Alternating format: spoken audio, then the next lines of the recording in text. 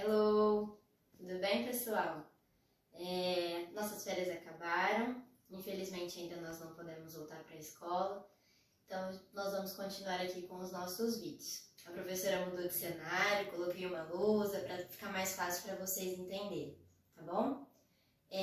Nós vamos começar com português e eu vou revisar um pouquinho com vocês o que a gente aprendeu na nossa primeira apostila, para depois a gente dar sequência na matéria, tá bom? Então vamos lá. Nós vimos na primeira apostila substantivos, pronomes, adjetivos. Então eu escrevi uma frase, tá? Que nós vamos separar os elementos dessa frase, para a gente recapitular o que seria cada um, tá? Então aqui no caso nós temos o artigo o, tá? O artigo o, ele acompanha o substantivo. Menino é um substantivo masculino, por isso que o artigo também vem no masculino. Lembrando que artigo, ele pode ser definido ou indefinido, tá? Tem no singular ou no plural. No caso aqui, o é um artigo definido, no singular. Como substantivo também. Substantivo é um substantivo masculino, no singular. Depois a gente tem a palavrinha boné. Boné também é um substantivo. Vamos lá, o que seria o substantivo? Substantivo é o termo que a gente usa para dar nome às coisas. Boné, menino, cadeira, lousa, parede, isso tudo é substantivo, tá? E nós aprendemos. O substantivo ele pode ser simples ou composto. No caso de boné e menino, é simples, uma palavrinha só. Já o composto são duas, né? Formado por duas palavras. Azul. O que seria o azul? Azul seria o adjetivo, está se referindo ao boné, tá? Então, a gente viu até agora artigo, vimos o substantivo, e aqui também, vimos o adjetivo, e nós temos mais uma palavra que seria brasileiro. Alguém lembra o que seria a palavra brasileiro? A palavra brasileiro está relacionada ao menino. Brasileiro, no caso, então, seria um adjetivo pátrio. O adjetivo pátrio é aquele adjetivo que você dá à pessoa ao local onde ela nasceu, né? No caso, o menino nasceu no Brasil, então ele é brasileiro, tá? Então, esse seria um adjetivo pátrio. Isso foi um pouquinho do que a gente viu. Então, o menino de boné azul é brasileiro. Dentro dessa frase temos vários elementos que a gente estudou, tá bom? Vamos dar sequência aí. Essa frase, ela está escrita corretamente, não está? O menino de boné azul é brasileiro. Não está escrito os menino de boné azuis é brasileiro. Tá escrito corretamente, tudo concorda nessa frase. Quando acontece isso, nós temos uma concordância nominal. A concordância nominal, o adjetivo, os artigos e pronomes e numerais, eles têm que concordar, eles têm que combinar, tá bom? Senão, não dá certo. Ficaria errado, tá? Vou escrever uma outra frase para a gente relembrar um pouquinho mais do que a gente viu na apostila 1, tá? Espera aí um pouquinho. É uma outra frase onde nós vamos estudar os outros elementos que a gente aprendeu, tá? Qualquer coisa, para ficarem mais fácil para vocês abram a apostila lá e vão acompanhando comigo, tá? Eu fui na sequência da apostila, para vocês relembrarem. A próxima frase seria: meus amigos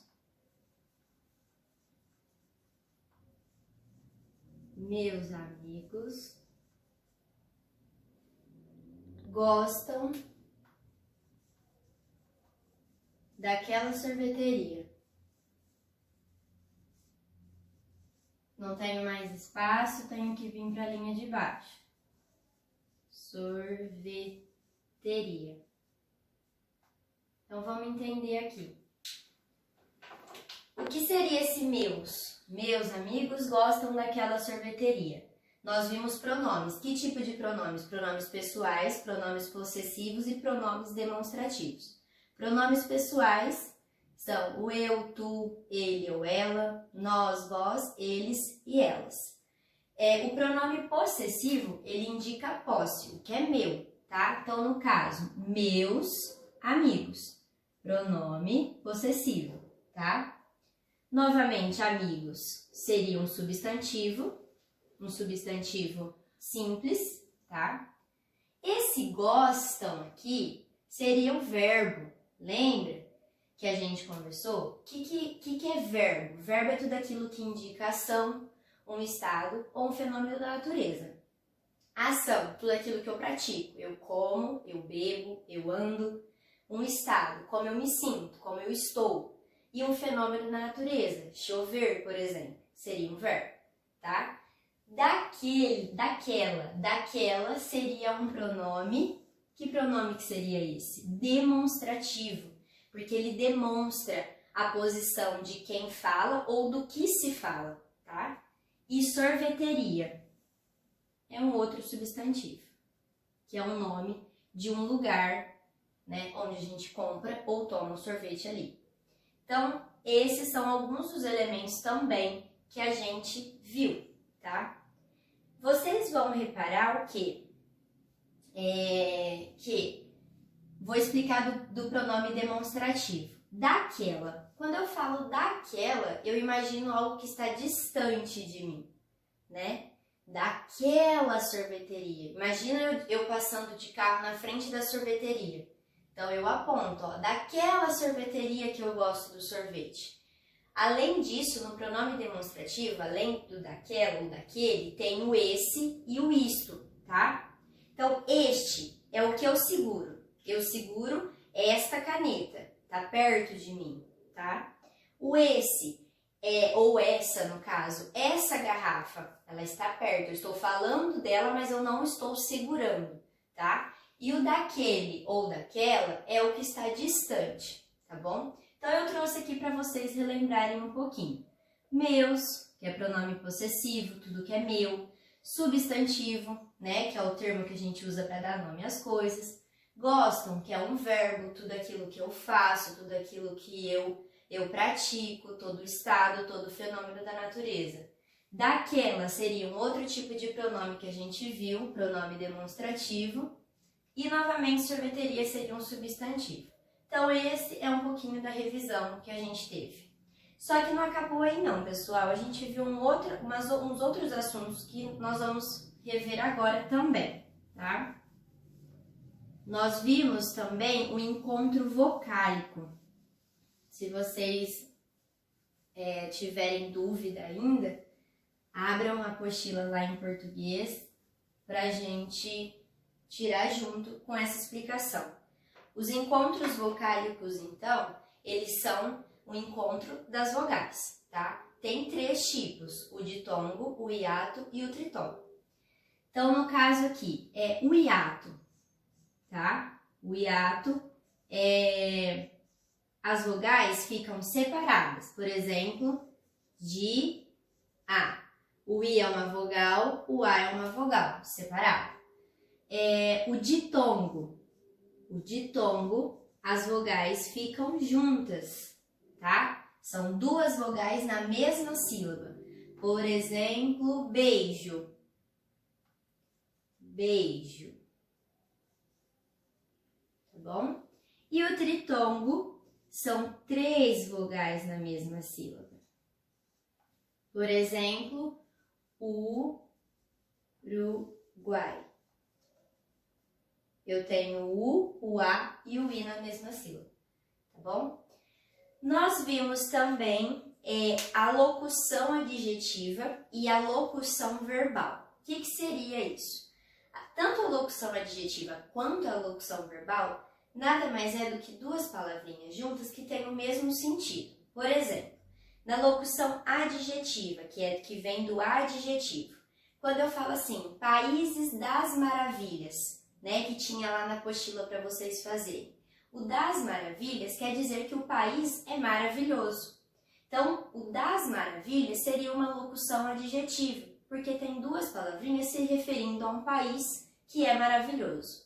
A locução verbal é de verbo, tá? Que eu mostrei para vocês. Por exemplo, vai chegar. Vai é verbo, chegar também é verbo. Então, são dois verbos na mesma frase, tá? Como que eu tiraria essa locução?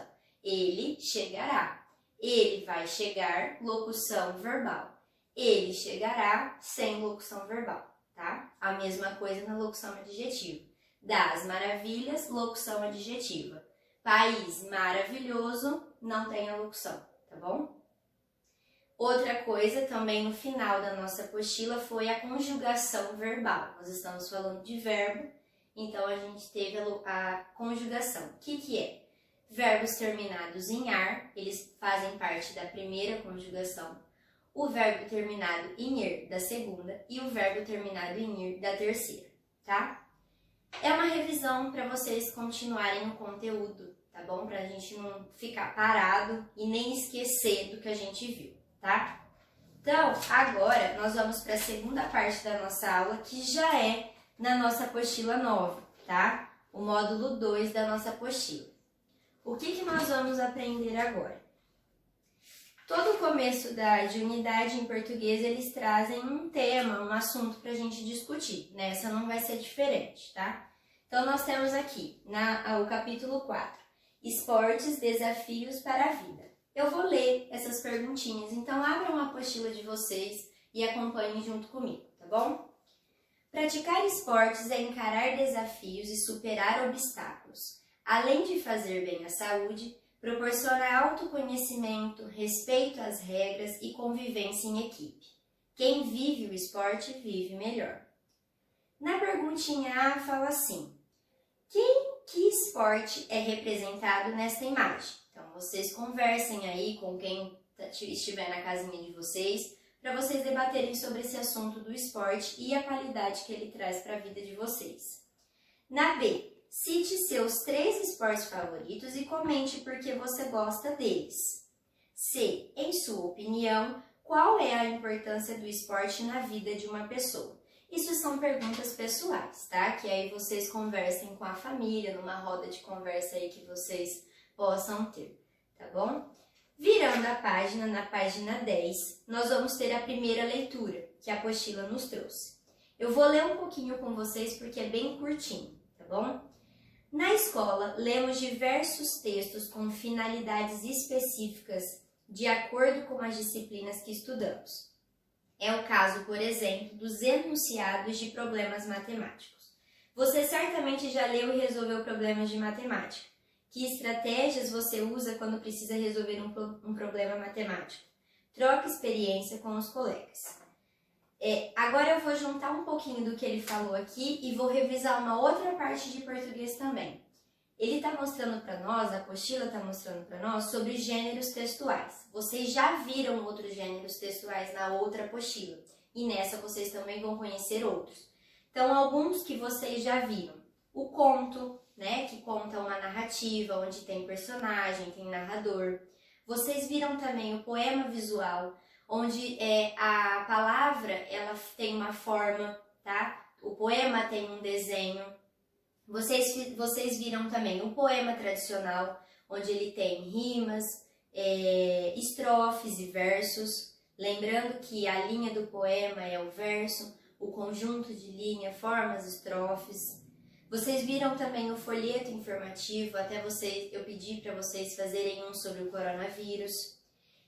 Vocês viram o texto expositivo, onde apresenta fatos reais, tá? Mas o narrador, o autor daquele texto, ele não expõe a sua opinião. E vocês também viram a reportagem. A reportagem, ela informa algo, é um texto jornalístico. A gente vê na internet, vê na televisão, tá bom? E agora vocês também vão conhecer os enunciados, que eles também é um tipo de texto e vocês vão trabalhar com ele agora, tá? Então eu vou ler um pouquinho com vocês. O texto a seguir é um enunciado de um problema matemático. Leiam atentamente. Veja os resultados dos jogos disputados pela equipe A em um torneio de basquete. Então, aí tem a equipe A e a equipe B e a pontuação que eles fazem. Acompanhem aí comigo. Embaixo, né, dessa imagem tem, de acordo com as informações desse placar, A. Quantos jogos a equipe A disputou nesse torneio? B. Quantos jogos essa equipe venceu? Quantos pontos a equipe A marcou nesse torneio? E qual a média de pontos dessa equipe por partida? E aí embaixo tem, a média de pontos por jogo pode ser calculada dividindo o total de pontos da equipe em todos os jogos, pelo número de jogos que essa equipe disputou no torneio. Isso daqui seria um problema matemático para vocês resolverem e usar diferentes estratégias. Logo na página 11, vocês vão ter a interpretação desse textinho aqui, tá? Só que eu quero fazer junto com vocês somente o exercício 4. O restante dos exercícios vocês podem fazer sozinhos, tá bom? É bom que vocês pratiquem a leitura novamente e depois façam as atividades. O exercício 4, vamos juntos então. Contorne no problema matemático da página 10 os elementos a seguir de acordo com as cores indicadas. Então, aqui, de vermelho, ele pede o número da atividade e a introdução do problema. Então, o que seria de vermelho?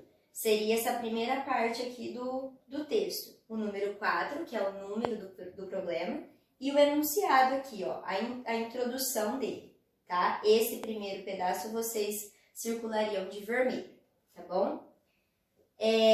Verde, questões que compõem a atividade, tá bom? O que seriam as questões, então? Seriam essas aqui, ó, A, B, C e D. Isso vocês teriam que circular de verde, tá?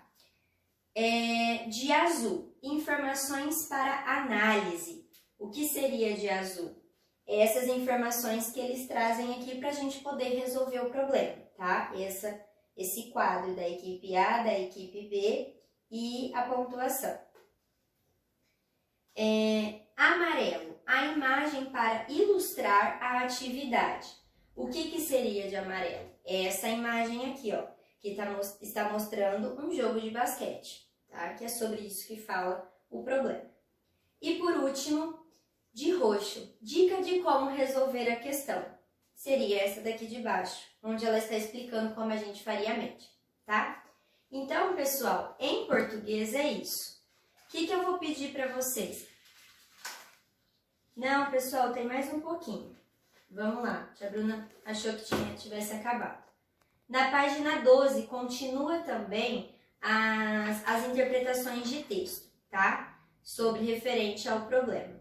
E aí, por fim, ele traz aqui no quadrinho da página 12, ele traz o enunciado de problema matemático tem como objetivo apresentar dados e criar uma situação-problema para análise e reflexão do leitor. Essas atividades medem o grau de conhecimento do leitor e podem apresentar textos ou imagens complementares. Eu gostaria que vocês grifassem esse pedacinho da apostila também, que é importante para vocês lembrarem o que seria o texto, tá? Que vocês estudaram agora, do enunciado. Então, pessoal, é isso. Vou pedir para vocês, com muita atenção, ler novamente essas páginas da apostila nova, tá? A apostila antiga a gente fez uma revisão para vocês retomarem o assunto, mas a nova vocês precisam ler novamente com atenção para vocês realizarem a atividade. E também mandarei atividades extras para vocês fazerem no caderno, tá bom? Em português é só. Beijo!